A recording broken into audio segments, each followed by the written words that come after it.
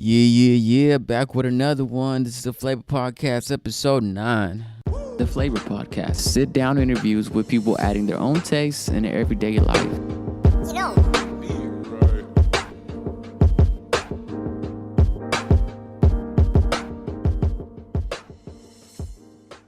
Hey guys, it's Don Celos, and welcome to another episode of the Flavor Podcast. Sit down interviews with people adding their own taste in their everyday life. Now, in today's episode, I'm sitting here with Christo of the litmob. So go ahead and introduce yourself and tell the people who you are and what you do. My name is Christo. I rep the litmob. Litmob's an acronym that basically means legends in time must overcome burdens. And yeah, man, been doing this since 2012. So how'd you guys come up with the name for the litmob? I just like litmob because it's just catchy, and then I wanted to have a bigger meaning than that, you know. And there's a song actually called Lit, L-I-T, on like one of my first albums, and it kind of goes into depth about that. So what made you want to pursue music? I love music, man. Ever since I was a kid, a lot of different music. You know, my mom listened to like soul and like Motown music. My dad was more like hair metal, rock and roll, stuff like that. That's and then crazy. Yeah, and then so how do you feel like both different genres influenced you? I mean, definitely in my music, like I really take time to write hooks, like melodic hooks and stuff, you know. So that I think you can definitely hear that in my music. And then I like to write like lyrics, you know. I'm a writer, so I feel like people used to write a lot more back then, you know, rather than now. It's kind of more feel. Yeah, when they spit and stuff. So yeah. So what is it that keeps you inspired? I just love it. So that number one, but just like the lifestyle it could bring, and just like everything else that ties into music. I love music so much, so it's definitely like my number one passion. Do you think there was like a specific moment when you thought like, damn, music is what I want to do? Yeah, I say probably when I was about 15 or 16. I started writing like real songs and stuff when I was 14, but you know, definitely when I was 15 or 16. Do you remember that first song that you wrote? I remember like one of the first instrumentals. It was Purple by Nas. Okay. Yeah, it was that instrumental. And then it was like the purple got me tripping, memory is skipping. It was like hella old school, like corny, like it was just bars, you know, like I was just learning. So but yeah, it was Purple by Nas. What is it that you hope to do with your music? I want to travel the world with my music. I just want to meet new people, you know, a lot of new people, like touch new people in their lives and stuff, be able to help at a bigger scale, you know. Yeah. So as far as music, what's your current thoughts on the whole music scene at the moment right now? I like it because you see a lot of artists, like one day they'll be, you know, they're just kicking it with their homies, the next day they have a hit song. Yeah. You know, it's exciting and it's fast paced, but you have to move a lot faster too. Yeah, and that's something that we're definitely starting to do, is move a lot quicker. What would you say is your biggest moment today so far as with your music? Definitely seeing the album sales go up. Okay. You know, just logging into the information and just seeing like, wow, this song dropped and it's already more popular than the last album that's been out for years. What's like one of the farthest places that your music has reached? Because I've seen you like post like people like listening to your music like like different countries. Germany, people buy my music a lot out there, and I have some producers who are out there too. So Germany, I know Greece, Armenia, where else? Canada actually is playing my song, Like Hennessy. Like Hennessy is playing in Toronto. It's been playing for the past like 3-4 months. How did that happen? How did that come about? We just contacted them, and like we could submit music to their DJs. Okay. And my engineer, he submitted to them, and then since then, man, How was that feeling, like knowing like, damn, somebody else like on a whole different part of the world is listening to my music? What did that feel like? It feels good. You know, it does feel good. I want to be able to do that on large scale too. Okay. Have you done any shows at all? Yeah, I've done a lot of shows. We do Lucky Fest and what's the other one called? Lucky Fest, The Summoning. We just did that on Halloween. But yeah, we do a lot of local shows. We've done a good amount of shows. How important do you feel like going out and doing shows is? I love it because you meet a lot of new people, especially when the shows are rocking. You know, when there's a bunch of good acts, you meet other artists. Yeah, you know, it's a lot. It's really who you know. Yeah, you know what I mean, and being in the right place at the right time. Sometimes. Do you have any passions apart from the music? Yeah, I mean that's one that I really like to focus on, especially right now. Like I'm hitting it really hard, but Yeah. sports, just I really like to be around my family and my friends, and we have a tight circle. So That's good. That's good. yeah, How important do you feel like having like the good surrounding around you is? it's really important. It's really important because you can't do everything by yourself, and every artist will tell you that who's found some success. You can't do anything by yourself. Like you're gonna eventually need to branch out. Yeah. And I mean the best do it, so we have to do it too. Yeah. So who's all part of the litmob? Zell is the label head from Okay. Zell Sound Music, Marcel Costin. My brother, Barkev, he's like the designer. He creates all of our stuff. A lot of my album covers. So he's our media guy. Cameron, he's also our media guy. He's really good with the SS Cam. Then we got Drew, got Elisha, we got my boy Dre Swisher. We got Smoke Ice. Smoke Ice and Dre Swisher are both artists as well. Okay. How did that all come about? Like, have you guys been like friends from the jump, or? Yeah, we've been friends before in music, so Okay. it's naturally. That's what's up. So, what ingredient do you think is most essential in making your sound and the style that you do? Do something that not everybody is doing, Yeah. and even if you do like have some, because hip hop is sampling, so we obviously Yeah. take a lot of things and we put it in our own and we do it our own way, but just try to be as original as you can. It's okay to appeal to the mass, but you gotta stay original and make something that is really you. What are you doing as far as marketing for your music? We have Nate Strawbinger. He's really good with websites and data, like in analytics. So we brought him on to do that for us, just to like marketing strategies. Man, it's crazy because little things, even like letters on t-shirts and stuff, like there people really get into the study of that. And like when you have somebody come in that specializes in that, it really helps. Like instead of like showing a music video clip, show a video of yourself introducing your video clip, so they click the bio rather than just get the views on Instagram. You know what I mean? Yeah. How important do you feel like doing stuff like that is compared to just like posting the video? It's all relative, because you have kids who don't do any of it. They put a song out the next day, it's got 1 million views. So there's no right answer. It's just we haven't done it before and we want to try it this way. How important do you feel social media is right now? How important social media is? Very important. I mean, it's like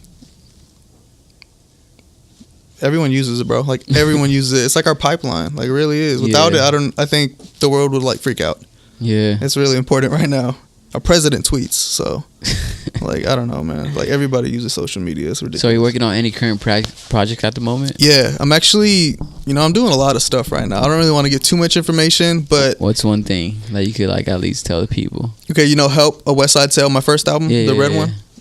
There's gonna be a part 2 to that. Oh, shit. But before that comes out, there's gonna be other stuff in between, and I think that's it's gonna make people go crazy, bro. Yeah. A lot of stuff. So you put a lot of work into your visuals, I feel. So how important do you feel like having like good visual content is for songs? I feel like it separates you from the people who are just, local dudes just doing it to do it. Yeah. It really separates you, and it shows like, okay, we might be not in the same boat necessarily, but in the same area. Yeah. But nah, man, you ain't doing it how I'm doing it. Yeah. You just gotta separate yourself. So how do you feel that you've evolved over the time? Definitely just having people like help me not bump my head where they bump their head. That really helped me. And then just being a student of the game, man. I think that's really important. So how long have you been making music now?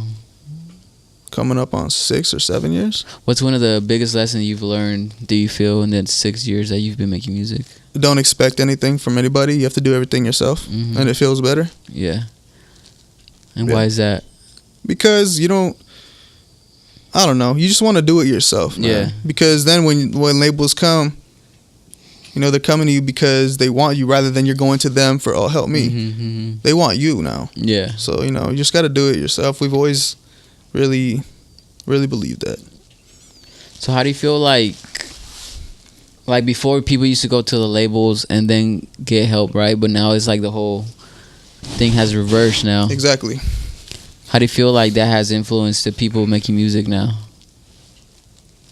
I feel like now there's so much people doing it. Yeah. And it's because back then, like even like the early 2000s, it was like really expensive to make music. Like really expensive. And now, I mean, anybody could do it. Exactly, dude. So it definitely saturates everything. Mm-hmm. But you know, that's what's exciting about it. Yeah. Everyone got a chance now. So what do you think that separates you from the rest? I definitely have my own unique sound. Uh-huh. I don't think you can listen to my music and say he sounds like anybody else. Yeah. I think that's the biggest thing. How important do you feel that is? Because like I feel like nowadays there's a lot of people that just sound like the same. Yeah, and it's good. You know, get your money. You know, that's how you sound. That's how you sound. But I don't know. I'm more concerned with being timeless. So my music sounds good 20 years ago, today, and 20 years from now. Smart, bro. That's a good way of thinking. Yeah, I don't want to just limit my. Because a lot of these guys, man, they're gonna have their 5-year run. Yeah. And then after that, what's gonna happen? Yeah. So what are the things that keep you motivated? Because there's always like times that things don't always go well, right? Yeah. So what are the things that keep you motivated? Just my family, my friends. You know, just my love for it. I just want to do it to the highest level I can do it and enjoy it and be my own boss. You know, help everybody around me. What would you say was like one of the biggest losses that you learned with music? With music? Like what was your biggest learning experience? That's a good question. Just don't be naive. Yeah. Just don't be naive. And that's just me growing up, you know. I was young when I started and dealing with grown ass men, you know. Yeah. And so sometimes they would take advantage of you, you know, they've been in the game longer, they're gonna play you. Yeah. But you just gotta surround yourself with people that you trust. And you'll be okay. Do you think your like sound has evolved? Oh yeah. I feel like every project that does. Yeah. Because it started out really like conscious, like really like, you know, from in here and like, and then I slowly gravitated to like West Coast, like, you know, like Dr. Dre type shit. And then now I was going to drop a tape. It was going to be called LA for the Summer. I never dropped it, but I'm probably going to split up the songs that were on there. It was really like, almost like R&B bass. I like, you know, that's like a new thing that's coming up, R&B bass. It was like really like melodic and it was tight, man. But you know, what made you not want to drop it? I wanted to do singles. Okay. I felt like it was time to do singles, and I wanted to get some bangers out. Yeah, because I had a lot of conscious stuff, and now I was going to like the more like mellow R&B bass, like Hennessy's song. Even that was gonna be like a part of that. But yeah, this other stuff though, like are straight bangers. So do you want to like change your sound with each project, or? I don't want to change it. I just want to show people that I can do different things and not to put me in one box. Why do you feel like that's important? Because I feel like there's a lot of people that just like fit one certain like. Yeah, because I want to show people I'm talented. Yeah, you know, and I could do different things. I can because I could write songs for people too. I'm a writer, so I just want to show people that I'm multi-dimensional, not just like this is what you're gonna hear every time. Yeah. Have you done any collaborations with other artists? Yeah, a lot of artists. What's some of those to name? We've done collaboration with Neff the Pharaoh out of Vallejo. We've done Smoke Ice, Dre Swisher. They're my label mates, so we do a lot of stuff with them. Who else we worked with? Young Gully. Shout out to Young Gully. That's a real solid dude right there out of Oakland. Oh yeah, and we got another one coming with Dave Steezy. Have you ever heard Dave Steezy?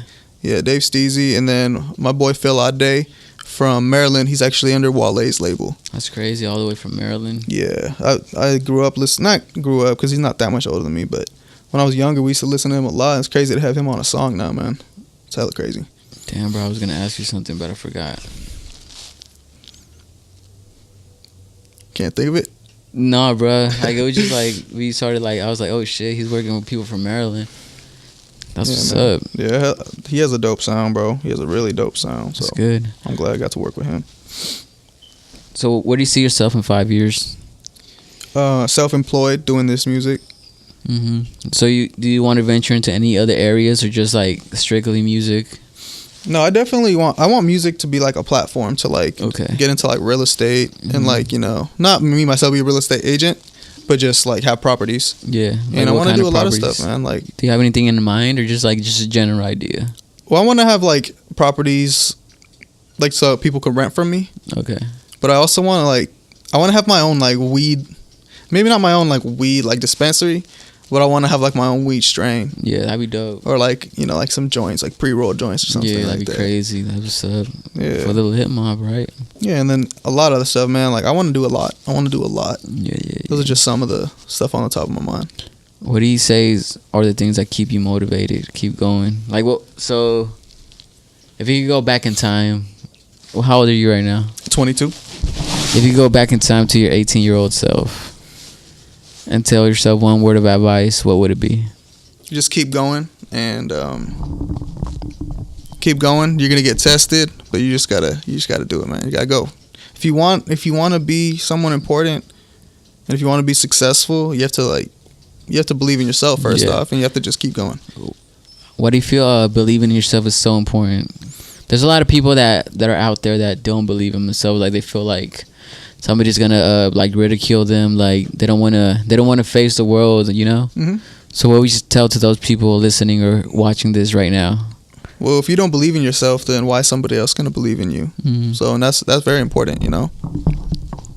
I just think that if you want to do anything with your life, you need to believe in yourself. Yeah. Because if they could do it, why can't you do it? Exactly. So if there's somebody listening to this right now, mm-hmm. and they want to start something, like maybe music, maybe clothing, maybe like they want to paint, they want to draw or do something, mm-hmm. but they don't know how to start, what would you tell them? What's some words of advice you'd give them? Just make sure you're getting into it for the right reason, not to like bite on some other person's style because you see them doing it and you want to do it too. Make sure you like what you're doing. Yeah. And then I kind of forgot the question right there. Just make sure. What was the question? Like, what would you say? Some words of advice to somebody like starting out, whatever they want to do. Make sure that you're good at it, or you're gonna get good at it. You're gonna put the work to get good at it. I feel like that's important. You want to be good at what you do, and that you like it. Like, that's really it. And then just start. You got to start somewhere. Yeah. You got to start somewhere. Like, I remember recording into like the little laptop speaker, like into the laptop speaker, bro. Before like my engineer would let me use his microphone. He's like, "Nah, we got to see, bro. We got to see." And I was like, "Damn." All right. Yeah. So you just got to start. You just got to start, bro. That's it. Sounds good, bro. So where can people find you on social media? All my social media handles are Christo litmob. Christo like Christopher, and litmob is LITMOB. All together? Yep. Christo litmob on SoundCloud, on Twitter, Instagram, and then on Spotify. You can type up some of my popular songs. Help a West Side Tales, one of my most popular. What's one song? So somebody wants to hear you for the first time. What's that one song you recommend to them? The one song for the first time. That's a good question. It's a really good question. Huh. I think All of My Dogs, people really like that one, but I would definitely show them my latest song, Changing. Yeah, there's going to be a visual drop into that one pretty soon. Where can people hear that song? It's on SoundCloud, actually, only right now. It was just a free song I gave to people, and for some reason everyone liked that one the best. So it's on SoundCloud. Christo litmob on SoundCloud as well. Changing. Any last words to the people? Just appreciate you having me, bruh. Gang. It's litmob. Christo litmob. All right, guys. So life is all about flavor. Remember to add your own taste in everyday life.